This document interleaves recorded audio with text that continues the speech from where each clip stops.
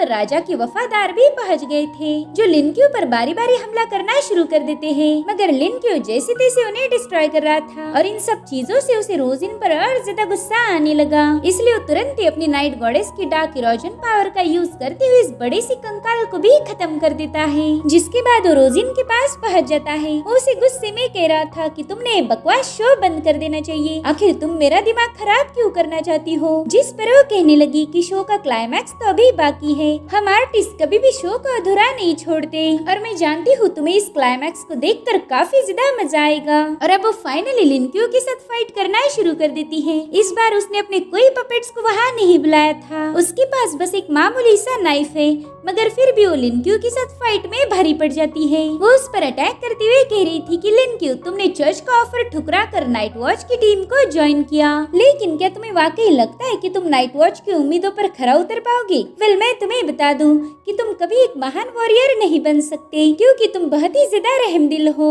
तुमने उन लोगों को भी जिंदा छोड़ दिया जिन्होंने तुम पर हमले किए थे। इधर लिनक्यू ने अपनी बड़ी ही तेज मूव का यूज करते हुए सीधे अपनी तलवार उसके गले पर लगा दी। वो उससे पूछ रहा था कि बताओ तुम ये सब किसके कहने पर कर रही हो। जिस पर रोजिन कहने लगी कि हम सब किसी न किसी के हाथों कंट्रोल होते रहते हैं। तुम भी नाइट वॉच बनना नहीं चाहते थे, मगर बन गए ना, क्योंकि तुम अपने दोस्त की मौत का बदला लेना चाहते थे, जबकि तुम अच्छे से जानते हो कि चाहे तुम कुछ भी कर लो तुम्हारा वो दोस्त वापिस नहीं आएगा। दरअसल यहाँ पर वो लाओ ज़ैंग की बात कर रही थी और अब तुरंत ही उस बंदी को स्ट्रिंग के जरिए चर्च का बंदा कंट्रोल करने लगता है। वो कहने लगी कि लिनक्यू हम सब कठपुतलियां हैं, हमने अपने लाइफ की डोर किसी और के हाथ में थमा दी है। साथ ही अब शो भी खत्म होने आया था। लिनक्यू देखता है कि वहाँ पर जितनी भी ऑडियंस है उन सब के गले में स्ट्रिंग्स के फंदे थे और रोजिन के हाथों में उनकी लाइफ की डोर थी। अगर वो चाहे तो एक सेकंड के अंदर इतनी सारे लोगों को मार सकती है।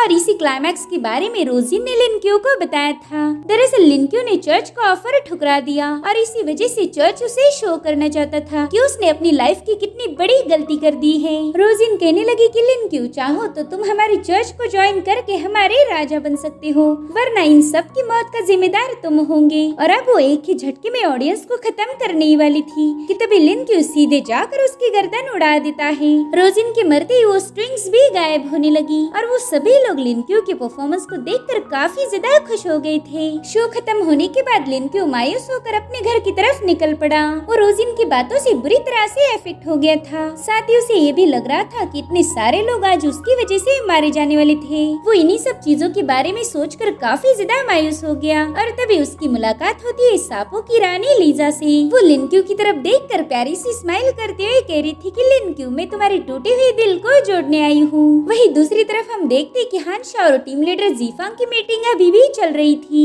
उसी वक्त हानशा और जीफांग को लिनक्यू का वीडियो शो करने लगा। वो सिंपली जीफांग को ये बताना चाहता था कि लिनक्यू की जान को खतरा है और इसी वजह से जीफांग ने गुस्से में आकर हानशा के साथ फाइट करना शुरू कर दी। वो दोनों भी काफी ज्यादा पावरफुल थे। इधर सिटी में लोग नए साल की तैयारियां कर रहे थे। लिनक्यू की फैमिली जिस गली में रहती है वहाँ पर भी डेकोरेट करने वाली एक टीम पहुँच गई थी, जो कि रास्तों पर लैंटर्न लगाने का काम करती है। इधर लियांग और होंग के दरमियान भी जबरदस्त फाइट चल रही थी। लियांग ने अपनी थॉर्न्स का यूज करते हुए बड़ी ही चालाकी से होंग का स्पीयर उससे छीन लिया ताकि होंग उसका मुकाबला ना कर पाए, मगर होंग भी कुछ कम नहीं थी। उसने तुरंत ही अपनी फॉरबिडन रूइंस की पावर्स को एक्टिवेट कर दिया। इधर लियांग ने भी अपने कई सारे थॉर्न्स बनाते हुए होंग पर अटैक कर दिया, मगर होंग की फॉरबिडन रूइंस की पावर ने एक ही झटके में उसकी थ्रोन्स को डिस्ट्रॉय कर दिया था। जिसके बाद होंग लातों मुक्कों से उसे धोना शुरू कर देती है और फाइनली उसने अपनी अल्टीमेट पावर को एक्टिवेट करते हुए लियांग को बुरी तरह से घायल कर दिया। जिसके बाद हमें एंशिएंट चर्च के एक मास्क वाले बंदे को दिखाया जाता है, जो कि मैक्सिम के साथ फाइट में हारने के बाद वहाँ से भाग रहा था,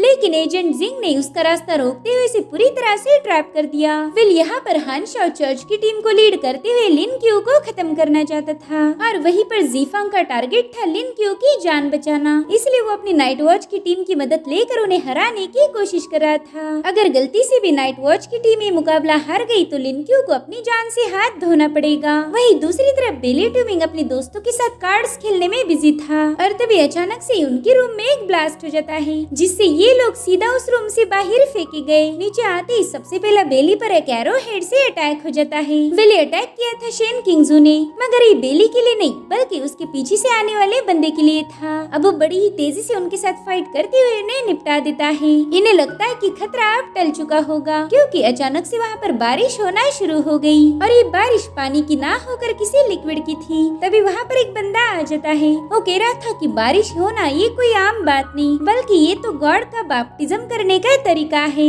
इस बारिश में होने वाले थंडर में जिसकी भी सोल नर्चर होगी उसे फिर कोई भी हरा नहीं सकता। और अब वो इन तीनों पर बहुत ही खतरनाक थंडर से अटैक कर देता है, जिससे ये लोग जैसे तैसे बच गए थे। और अब शेन किंग्जू तुरंत अपने दोस्तों को बचाने में लग जाता है। वही दूसरी तरफ हम यूचेन को देखते हैं, जो कि अपने लैब के चूहे के साथ सिटी का नजारा देख रहा था। वो कहता है स्नोबॉल, आज का माहौल तो बड़ा ही खूबसूरत है। और तभी उसकी नजर पड़ी लिन के ऊपर। वो कहता है स्नोबॉल, ये मेरा पुराना दोस्त है, चलो आज इसकी मदद की जाए। इधर हम लीजा को देखते हैं, जो कि लिन के ऊपर पॉइजन से अटैक करते हुए कहने लगी कि दूर से तो तुम हैंडसम दिखते ही हो, मगर पास से तो एकदम कातिल लग रहे, और मुझे इस हैंडसम बंदों को मारने में काफी ज्यादा मजा आता है। और अब उसने तुरंत अपने डैगर को निकालते हुए लिन के ऊपर अटैक कर दिया। हालांकि उसका गला पूरी तरह से स्लिट कर पाई, इससे पहले ही लिन क्यू दूर हो जाता है। उसे फील होता है कि जब भी लीजा उसके पास आती है उसे कुछ भी फील नहीं होता, यानी कि वो लीजा के खिलाफ कोई एक्शन नहीं ले पा रहा था। इधर लीजा लिन क्यू का खून चख के काफी ज्यादा खुश हो गई। वो कह रही थी कि तुम तो बहुत ही ज्यादा टेस्टी हो, अब तो मैं तुम्हें खत्म करने के लिए बिल्कुल भी सब्र नहीं कर सकती। जिसके बाद लीजा ने अपने कई सारे खतरनाक सांपों को लिन के ऊपर छोड़ दिया, जो कि पूरी तरह से लिन क्यू को जकड़ लेते हैं ताकि वो कोई मूवमेंट ना कर पाए। मगर इससे पहले कि लीजा उसे खत्म कर पाए, लिन क्यू तुरंत अपनी सोड की मदद से उन सारे सांपों को काट देता है। उसका अगला टारगेट थी लीजा। और इसी के साथ एपिसोड यहीं पर एंड हो जाता है। Thank you so much for watching.